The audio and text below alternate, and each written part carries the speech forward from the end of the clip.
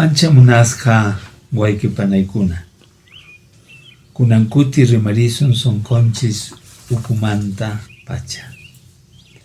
Si miramos el mundo, miramos Latinoamérica, nuestro país, vamos a encontrar que entre otras hay dos clases de violencia muy marcadas. Una se llama la violencia estructural y la otra se llama la violencia represiva. La estructural, esa violencia no es con armas, es con leyes, con costumbres, con maneras de actuar de los que gobiernan, por ejemplo, de los ministerios. Es la violencia que está metida en las estructuras, que se vive día a día y muchas veces sin que uno se dé cuenta. Por ejemplo, en salud, ¿cuántas personas mueren? Eso es violencia, porque no los atienden a tiempo, por ejemplo, en el Seguro Social.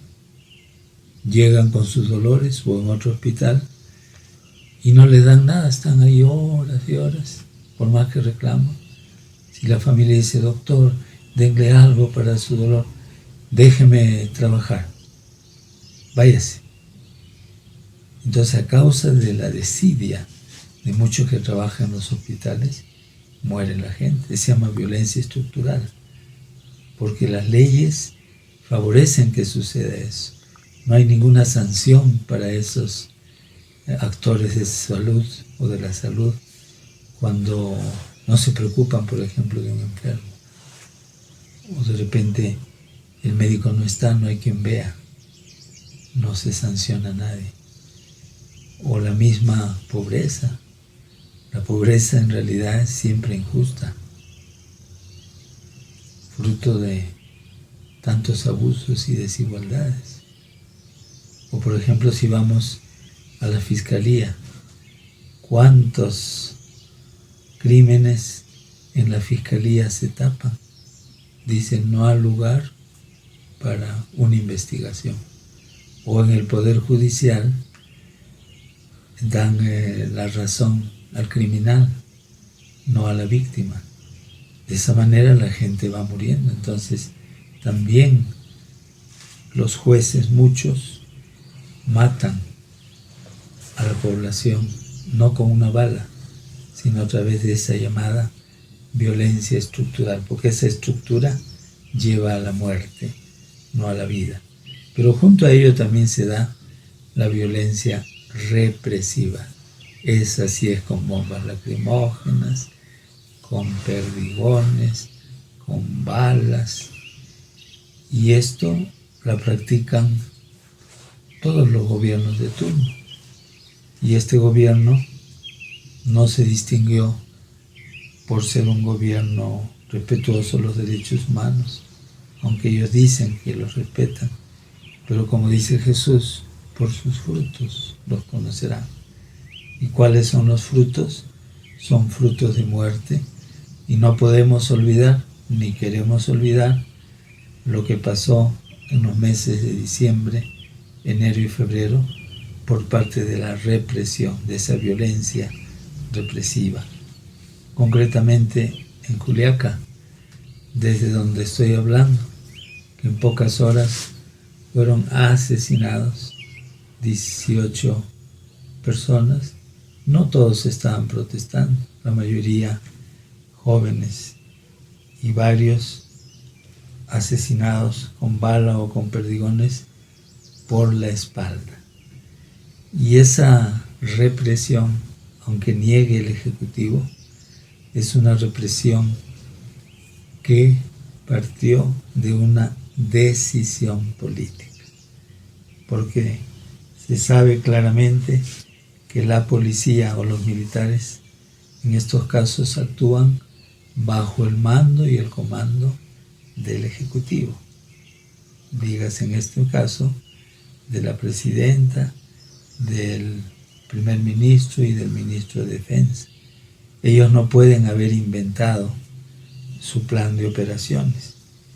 Y gracias a Hildebrand en sus 13, este semanario tan interesante, que se adelanta en muchas cosas y que consigue documentos importantísimos que aparecen como reservados.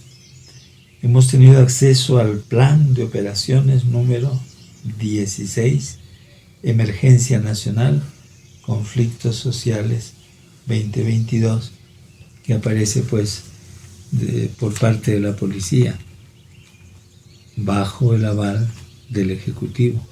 Y ahí ellos hablan de fuerzas adversas y ponen delincuentes terroristas, ONGs ambientalistas, o sea, son sus enemigos también. Y como fuerzas amigas ponen al Ministerio Público y a la Defensoría del Pueblo, así lo ponen. Esto pues nos hace ver que ellos actuaron por una decisión política del Ejecutivo. Y otro dato muy interesante, porque hay un testigo cualificado, es lo que dijo un tiempo después el general retirado Wilson Barrantes Mendoza. Él era jefe de la DINI, y cuando los del Ejecutivo plantearon de declarar en emergencia a distintos lugares del país y de enviar fuerzas militares a Ayacucho, etc., el señor Wilson Barrantes dijo que no era viable, que no era conveniente, que la protesta que se estaba haciendo no era como para declarar todo en emergencia y para enviar a los militares, porque se sabe cómo son. Y ocurrió pues, y no le hicieron caso. Y el 18 de diciembre del año pasado, después de la masacre de Ayacucho, Barrantes fue reemplazado por Juan Carlos Liendo O'Connor, y ya sabemos lo que pasó después. Y también tenemos que decir que ni la presidenta Boluarte ni el premier Otárola, a él después de lo de Ayacucho lo premiaron y lo nombraron premier. Ninguno de ellos hicieron nada para sancionar a los responsables de la masacre de Ayacucho. Ellos aprobaron entonces esas acciones represivas.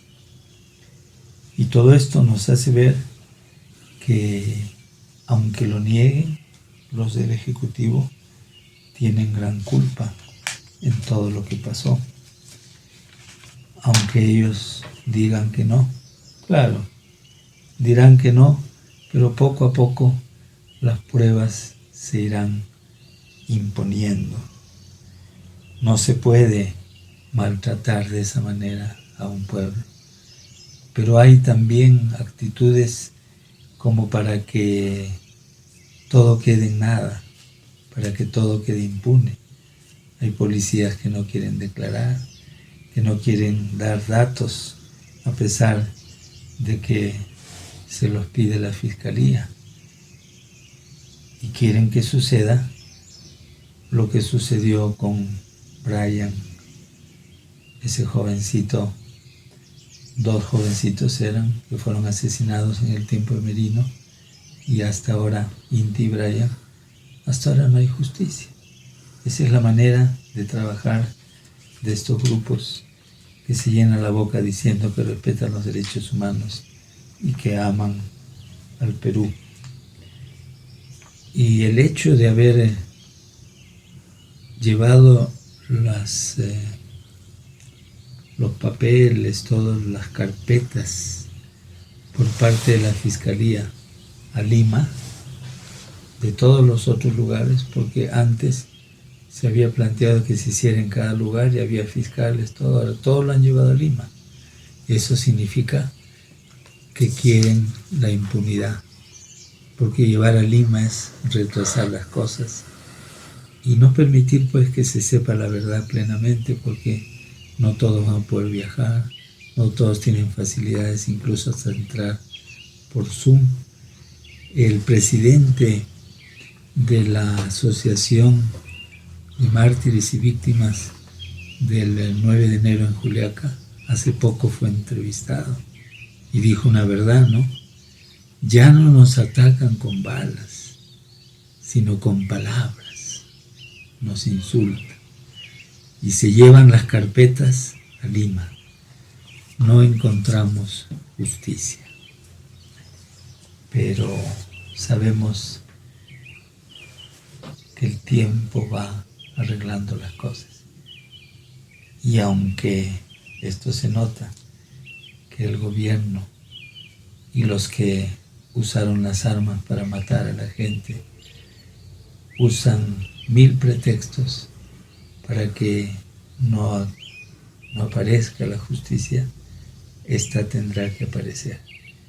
Los diversos o las diversas instituciones de derechos humanos, como la Comisión Interamericana y también la ONU, Amnistía Internacional y otras, están haciendo lo suyo de una manera totalmente objetiva. Están mostrando a partir de sus observaciones e investigaciones que sí hubo asesinato en todos estos lugares, empezando por Ayacucho, y que en Juliaca también se dio lo mismo. Los que gobiernan aceptan alguna cosa, niegan otras, tratan de estirar todas las investigaciones, pero tiene que irse encontrando la verdad. Esas instituciones hacen lo suyo. A nosotros como peruanos de distintos lugares del Perú nos toca también interesarnos, conversar sobre estas cosas, dar nuestra opinión, reclamar. Y los del gobierno están ya pasando por varios momentos difíciles, porque están siendo aislados por otros gobiernos, porque lo que han hecho es visible para el mundo, lo malo que han hecho. Incluso cuando fue Otárola al Brasil hace unos días, los presidentes ni le han dado la mano. Ese es el aislamiento, es el decirle de alguna manera que ellos son cómplices de estos crímenes. No nos desanimemos. Sabemos que en estas personas responsables de esa represión brutal ahí se da la mentira aumentada. La humildad no existe para ellos, pero la verdad se tiene que imponer necesariamente. Y con esta esperanza y con el cariño de siempre, amigas y amigos, les digo, Hamu Semana Kama y Kisin Kama.